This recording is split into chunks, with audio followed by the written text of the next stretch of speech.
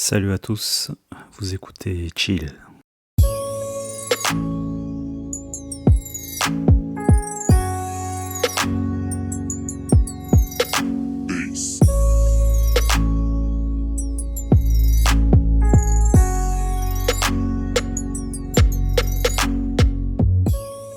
Hey, salut à tous et bienvenue dans ce nouvel épisode de l'art du chill. Ouais, je sais, le titre paraît très prétentieux, mais je crois que j'ai trouvé le sens de la vie.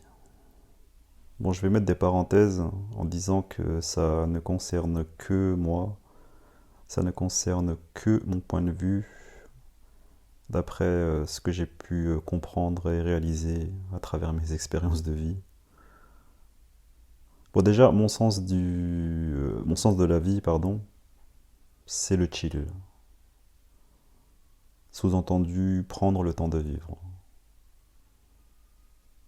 Voilà, il y a ça. Et ensuite, le sens. Je crois qu'on est sur Terre pour apprendre à aimer, ouais. Apprendre à aimer. Et quand je dis aimer, non, on n'est pas sur Terre pour aimer. On est sur Terre pour apprendre. Et là, ça fait toute la différence. Parce que j'ai l'impression que aimer, c'est quelque chose qui est inné quand on vient au monde. Et ensuite, on le perd. Au moment où on sort du ventre de notre mère. Dès qu'on sort du ventre de notre mère, on perd l'amour qu'on a eu en étant dans le ventre pendant 9 mois. Parce que quand on est dans le ventre de la mère pendant 9 mois, c'est le confort absolu. Il n'y a pas de souffrance, c'est la quiétude. Et il n'y a rien d'autre. C'est vraiment le bonheur absolu. Mais attention, je dis ça comme si je me rappelle de ce que ça fait d'être dans le ventre de la mère. Mais ce que je dis, c'est simplement des trucs qui ont l'air évidents pour moi. Je pourrais jamais éprouver tout ça, ce qu'un bébé peut ressentir dans le ventre de sa mère. Mais c'est juste que comme je comprends que la vie est duel, c'est que c'est qu'un moment dans la vie, c'est logique. Il y a des moments de calme, de bonheur, de sérénité avant la tempête. Ou après la tempête. Et j'ai l'impression que lorsqu'on est dans le ventre de la mer, voilà, c'est le calme absolu, la quiétude, la paix totale. Et au moment où on sort du ventre, c'est là que les choses se corsent. On perd l'amour. Et que toute notre vie entière, en fait, elle est dédiée à apprendre à aimer. Et ce qui est fou, c'est que aimer, c'est très vaste en fait. C'est comme l'infini. En fait, l'amour se décline sous différentes formes, se décline sous des milliers de formes possibles et inimaginables. Et que comme ça se décline sous différentes formes possibles, l'amour dans la vie se trouve partout en fait. Partout où on posera notre regard, partout où on ira, tous les gens qu'on rencontrera, la nature qui nous entoure, les animaux, toute la faune et la flore en fait, on peut y voir de l'amour, à condition d'observer et d'écouter. En fait, l'amour dont je parle, c'est vraiment l'amour avec un grand A, et c'est pas du tout ce qu'on croit. Ça concerne pas seulement l'amour entre deux individus, ou entre deux êtres. Ça, c'est une vision qui est très limitée, que nous, les êtres humains, avons sur l'amour. Parce qu'on a été, enfin du moins à cette époque, on a été éduqué à cet amour, seulement entre les humains, que ce soit l'amour de la famille, le couple, l'amitié. C'est vrai, mais il n'y a pas que ça en fait. L'amour, c'est très vaste. Parce qu'en fait, quand on a perdu quelque chose, on s'habitue à cette perte, parce que sur Terre, on vient déjà perdant. on naît en perdant l'amour qu'on avait dans le ventre. Et après, il s'agit de réapprendre, non même pas, il s'agit d'apprendre à retrouver cet amour, à aimer. Parce que moi, je pense que aimer, c'est un truc qui s'apprend. Et bien évidemment, ça passe par l'amour de soi-même. Pour savoir aimer, bah, il faut d'abord apprendre à s'aimer soi-même.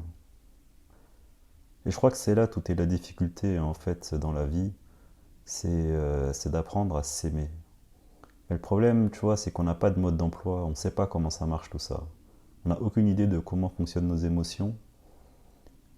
Et la vie est là pour nous l'apprendre en fait. Et je crois qu'à travers la vie, c'est là qu'on a le meilleur apprentissage. Ouais, comme je disais, l'amour entre deux individus, par exemple, c'est un peu l'image qu'on a de l'amour. L'amour avec un grand A. Comme si la finalité, en fait, pour ressentir cette énergie, cette sensation incroyable qu'est l'amour avec un grand A, c'était de se mettre en couple.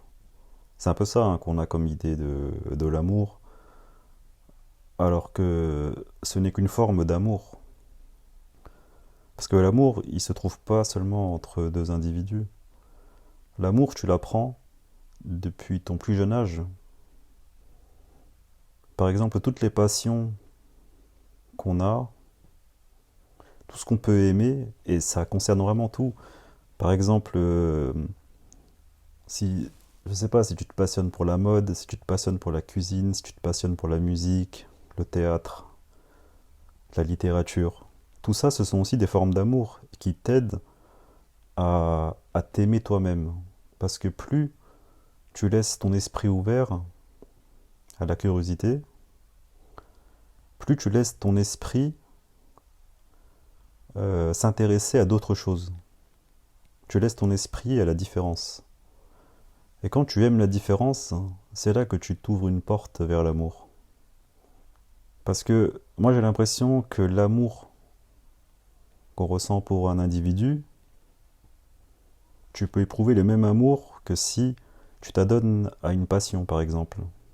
Parce que quand tu aimes faire quelque chose, quand tu aimes t'adonner à une passion, tu sais, tu as ce flow qui vient où tu perds la notion du temps.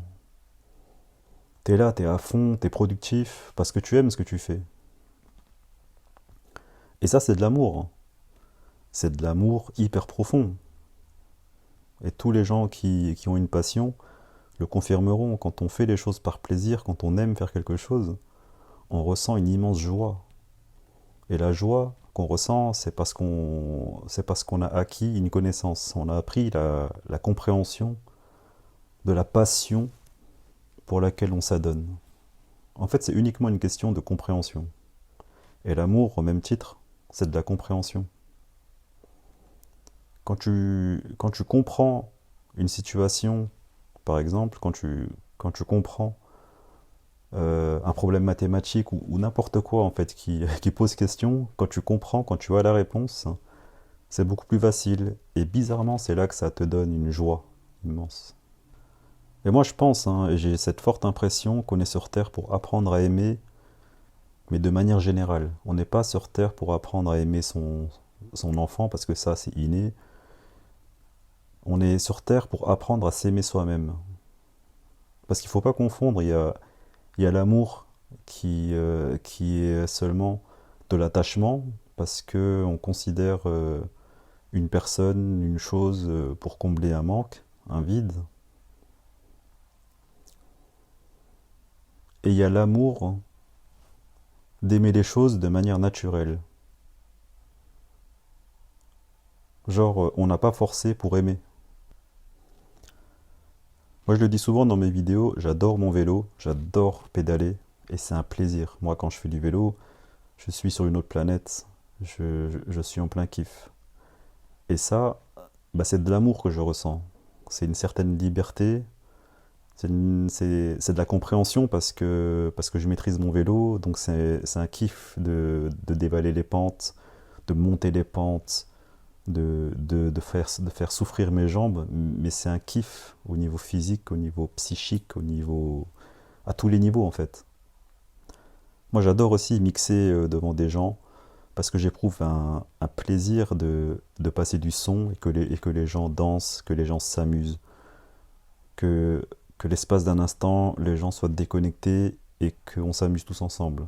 Pour moi, c'est le plaisir d'être DJ, de, de, de passer des musiques, des chansons que j'adore en premier lieu. Parce que en tant que DJ, moi je passe que des sons que j'aime. Et si j'aime les sons que je passe et que j'arrive à faire bouger les gens, là c'est le jackpot. Et c'est de l'amour que je ressens. C'est de l'amour. J'adore mon mode de vie parce que je suis arrivé à un point où je fais à peu près ce que j'aime. Je suis libre de faire ce que je veux. Et j'aime ma vie. Mais de l'autre côté, voilà, pour avoir cette vie que j'aime, je fais beaucoup de choses, paradoxalement. Mais je ressens de l'amour pour ma vie. Et en fait, plus on cultive des passions, plus on cultive de l'attrait, de l'attention pour des choses nouvelles, et plus en fait on développe un certain amour de soi-même. C'est con, mais en fait, voilà, plus on aime des choses et plus on apprend à s'aimer.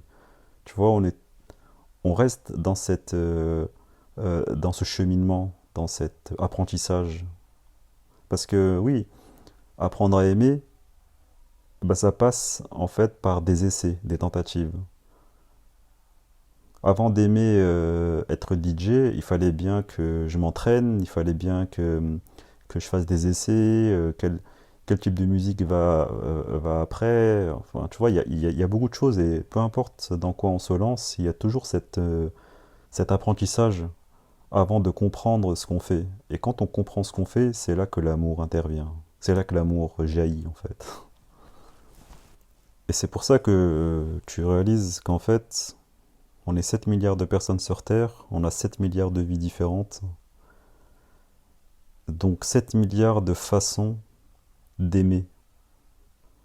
Moi, je te cite que des exemples de ma vie, mais tu prends mon voisin, qui lui peut-être est passionné par le jardinage, par la musique rock, il aime les animaux, il n'aura pas du tout les mêmes passions que moi, mais à travers son expérience de vie à lui, il va apprendre à aimer, au même titre que n'importe quel autre être humain. C'est-à-dire que peu importe la vie, que même si tu es un politicien, que même si tu es un banquier d'affaires, que tu sois kinésithérapeute, que tu sois en fait n'importe quoi, le sentiment à la fin, il est le même. Ça sera toujours l'amour en fait. La petite chose même que tu considères futile, inutile, que tu aimes mais que tu n'oses pas le montrer, tu vas vers l'amour. Tu tends vers l'amour en fait.